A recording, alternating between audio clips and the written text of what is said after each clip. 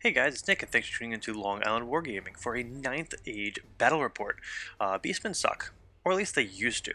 Now they're a little bit more viable, so Ryan wanted to take a whack with them, and that's why I don't have a profile of them, because I never played with them or against them, because whoever saw Beastmen? Not in my meta, not in my, basement gaming. So I brought some Skaven, which were very viable in 8th edition, and Ryan's going to play some Beastmen to kind of, spice it up, see how good they are now. He's going to do something a little silly with them. But the point of this video is just to kind of get a feel for the 9th Age, experiment with the rules a little bit. I'm not going to get too nitty and gritty with the details of this battle. I will have some proxies, so I'll explain all that, but it was just really to get an idea of the changes and also to provide some insight for you guys. And if this is a success, I'll do some more 9th Age battle reports and kind of get a little bit more detailed in the rules. So hopefully you guys enjoy, and if you have any questions, comments, ideas, as always, post them below. Thank you. So we went with a 1500 point game. If you're curious about the detailed list composition, you can pause the video here and take a read. There's one or two miscalculations on the Skaven list, so it's a level 1 caster, not a level 2 for the Plague Priest.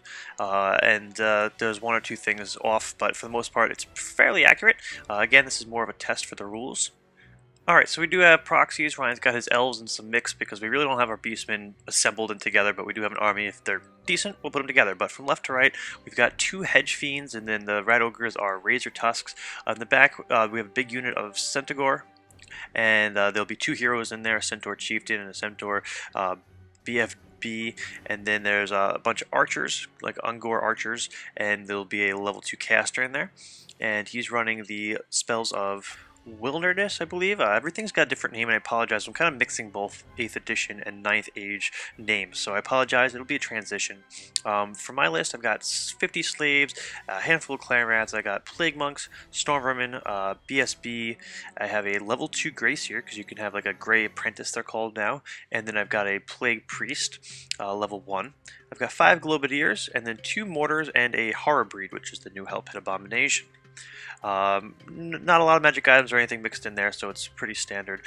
So for deployment, now what happened is we cut the board up into 6 equal parts. And I use the old measuring sticks. And you essentially roll, I believe it's 4 pieces of terrain, then you could add another bit, and that's a roll.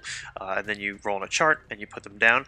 Now, remember, all this stuff is available online for free. You just got to Google the 9th Age. For anyone who's interested in looking into the rules a little more detailed, go check it out, but I'm kind of just doing this from memory. So we start piecing down terrain, and this is where the terrain ends up. We've got 2 forests with the trees. The brown square triangle is a field, which is a soft cover if you're in it. The top left section has another field, and that's just a peanut-shaped thing. We got a hill, we have an impassable, and the left is a water feature. It's that hexagon-looking thing, and that is our terrain. So every game has a secondary objective. You roll up for that, and we ended up rolling a 6, which I believe has 2 objective markers that we each place, and you have to have more objective markers than your opponent. So essentially you have to control 1 or 2. If you both have 1 or no one has 1, it's, no one gets the extra points, and it's a percentage of the actual game. So I think it's 10%, so it's worth 150 victory points in this game, and it needs to be used or it needs to be covered by a scoring unit, which is a unit I believe has a standard in it. And this is my deployment finished. So now there's a whole new element of the deployment game, which becomes a game within itself. Now, the 9th Age is always evolving and changing, so I apologize if I get any of this wrong. Look it up yourself, too, if you're very interested. But essentially, when it's your turn to deploy, you don't have to deploy just 1 unit. You could deploy up to as many as you like. So I kind of started with 1 unit, and then I went 2, and then I just kind of put all my guys down.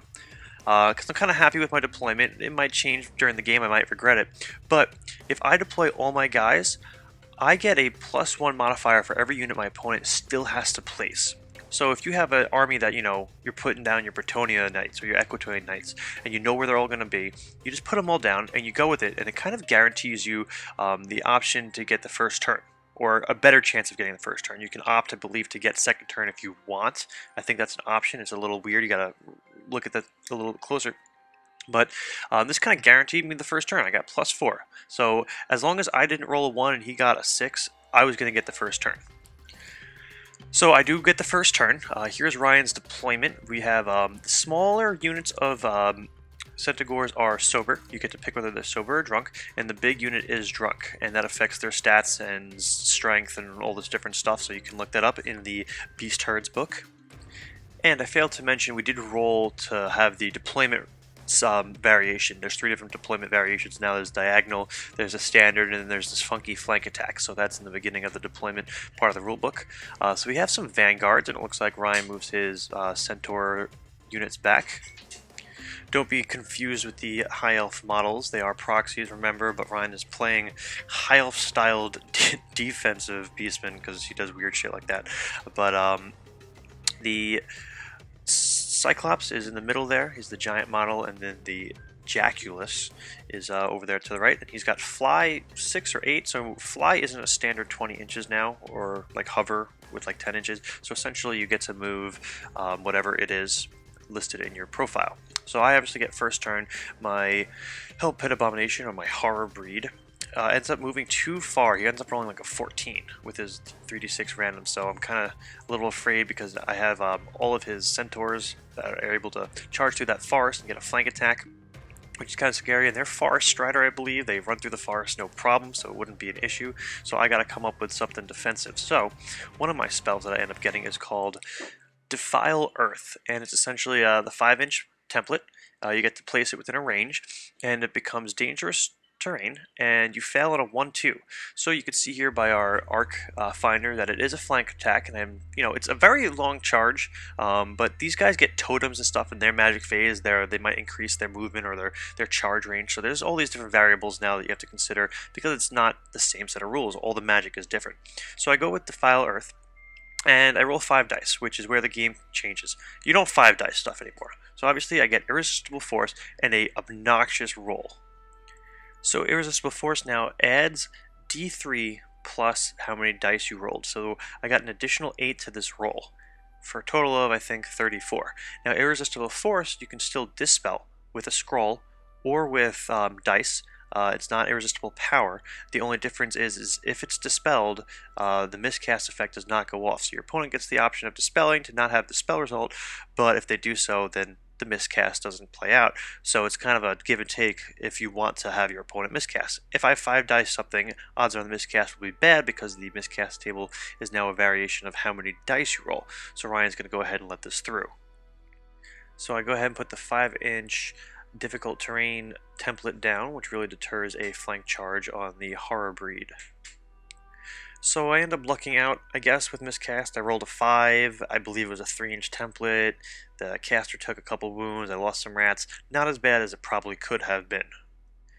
The spell also has an aura that goes off, as it's kind of like the lore attribute. I put it on the Globadiers. It gives them plus to their rank bonus, even though they don't have ranks, and plus to their leadership, even though they're not getting leadership from the ranks. So that's a cool little aura. It's the Endless Masses for the Path of Ruin, I believe the new spell chain is called.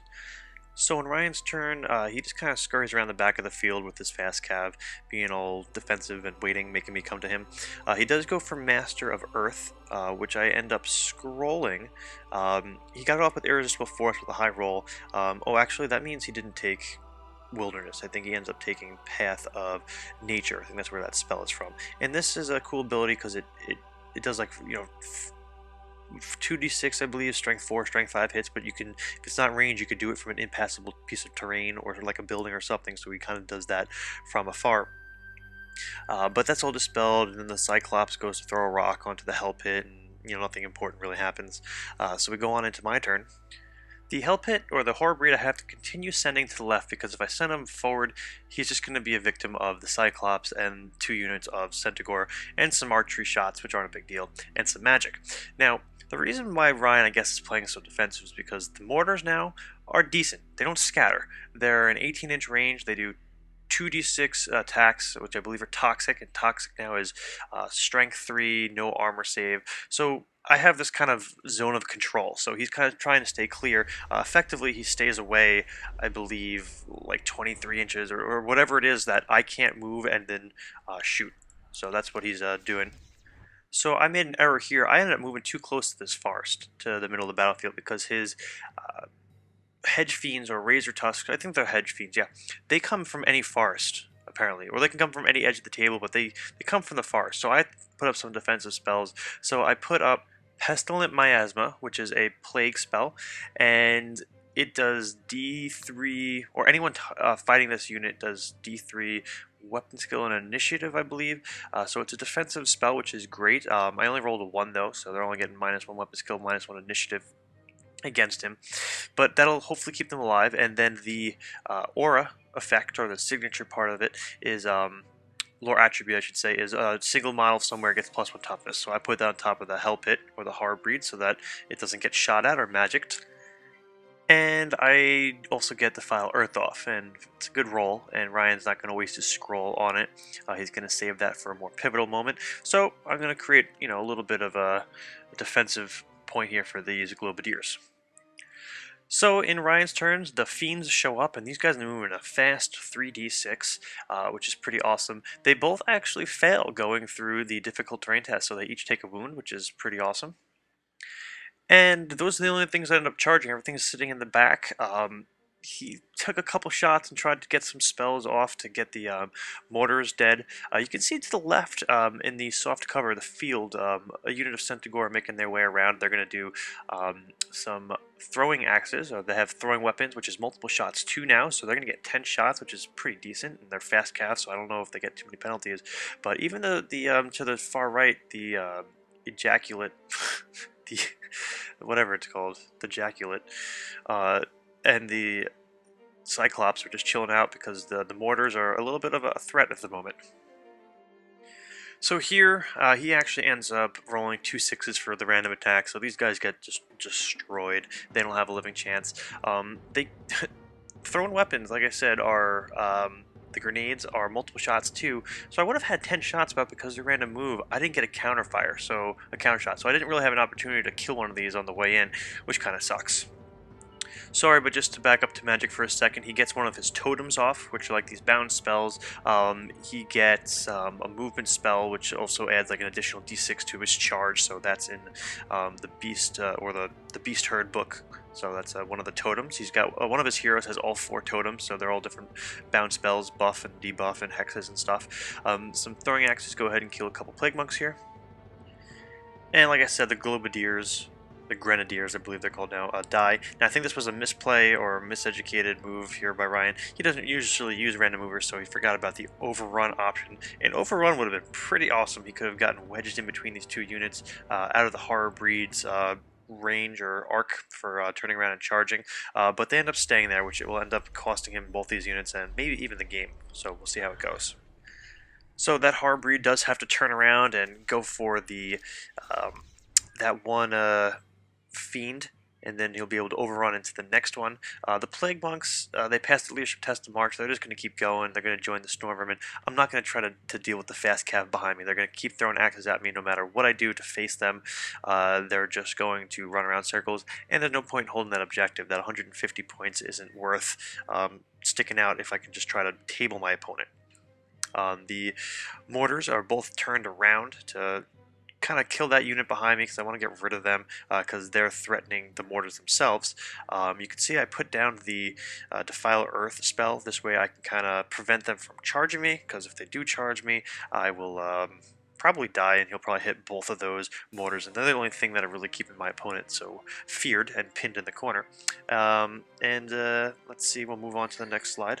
So I'm going for 4 d6 strength 3 no armor save attacks on that single unit of Centaurs, and I roll doubles on both. So they both misfire, which causes them to both die. I think I get 2 shots off from one of the misfires, but it's really not a big deal. So there I go. I lose 100 points, and the only way I was actually keeping control of the battlefield is now gone. And now with all my missile weapons gone, Ryan should be able to rush me and kill me if he plays a little bit more aggressive. So the guy on top dies, and the guy on the right, he decides to go a random direction and then blow up or do something in a classical Skaven manner. But hey, what are you going to do? So I go ahead and kill the one fiend and then overrun into the next one. The Horror Breed, or the old Hell Pit, did lose its impact hits from as far as I can see.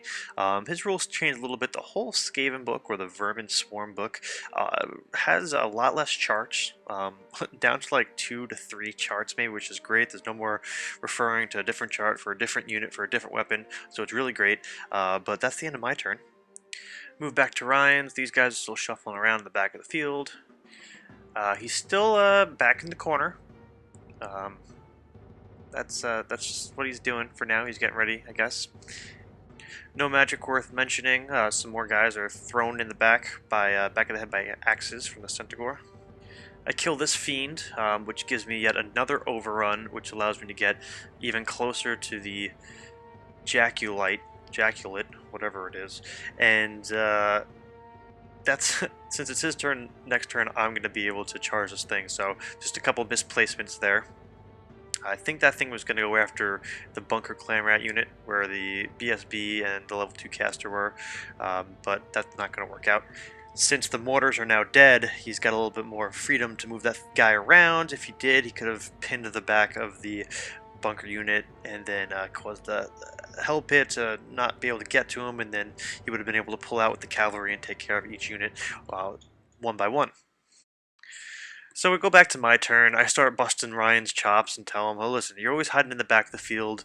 And then he admits his list wasn't as tough. He didn't realize there was going to be as many rats in the field, so he's got to play defensive and I guess pull out when the time's ready. But I'm like, you know what? Let's just get this game rolling. So I decide, you know what? I need an 11 to make this charge. I'm going to roll it just to kind of maybe get some combat going. And bam, I roll an 11 and get this charge, which is not good because that boar is probably going to get sliced up real nice by the storm vermin, or whatever their equivalent is now. Remaining moves, the Harbreed goes after the Jaculus, and everyone else shuffles forward. I get Pestilent Miasma off on the Storm Vermin, so anyone attacking them is -1 weapon skill, -1 initiative. And I run into this issue here where they failed their test and their reroll to restrain. I wanted to have them hold and turn and face the giant, the Cyclops, and the Centaur capital unit. But nope, I go ahead and overrun because I ended up chasing the other guy. He ran off the field, but I overran, now exposing my flank to just about everyone. And as predicted, I get a flank charge here, and a rear charge by the other guys. I think he was going for, just to kind of see how it worked out. Really, they would have been better off just sitting there and throwing axes until there were no Plague Priests left, or Plague Monks left, but, we're at the point where combat's happening. We want to see what everything's able to do. So 5 attacks into the back of the Plague Monks. However, the Centaur initiative is kind of low, so they're actually going to get to strike first, which is pretty funny, and they actually does a little bit of damage. A miscast goes off over here, so we're using our 5-inch terrain template. So those the Ungor guys are technically skirmish, so not a lot of guys are hit, but he does get, I believe it's a 5+ regen off from one of the totems onto the Centaur unit. A few guys die, but nothing really worth getting upset about. And the caster's still there, so that really helps. So these guys all die because there's a hero in here, the Plague Priest hero. He steps up and flails some guys, and the other guys have decent initiative, so they all go down.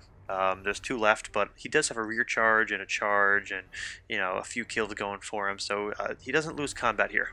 I think it's a draw, or maybe he loses by 1 since I have a musician, but he ends up sticking. These guys have, the Plague Monks have Hatred now instead of Frenzy, which kind of offsets it only for the first round of combat, because the rerolls are helpful even though it's 1 less attack, but, whatever. You can see the Storm Vermin really got slashed up there from that flank attack, so that's not really looking too good for them. And they are steadfast still, because he does not have a complete second rank. Second rank now cancels out the steadfast ability, which is pretty good. It nullifies it, but I end up rolling pretty low, so the Storm Vermin stay, which means I still have a fighting chance then, since he didn't run them off the table. So both these units make a charge. Not necessarily. I don't necessarily think I needed the slaves in, but hell, I might as well go in for the kill here. He rolls epic armor saves and epic regen saves, so he only loses a few guys. The slaves are now out of combat. The BSB did a wound or so, and there's only 3 Storm Vermin left, so the unit's just about gone. I actually end up losing this combat based on how many wounds he did, which really sucks, but I have, leadership 9 or 10 with, rerollable with the BSB, so I'm in good shape, minus the Storm Vermin. They don't have a leg to stand on. So they'll run off the battlefield, and then he'll reform to face the clan rats, and the slaves are no longer in combat. Hellpit killed the Jaculus, so he's coming in now too. The Cyclops goes in to kill some slaves. Why the heck not? The archers move up to start shooting at the Hell Pit, which at this point I believe has taken 2 wounds. The Centaurs to the left with the Plague Monks, they die. Like I said, he was probably better off just shooting at them. We wanted to see how they would do. He was a little unimpressed with them, but really, you should only have a unit or two for harassing. They probably would have done fine.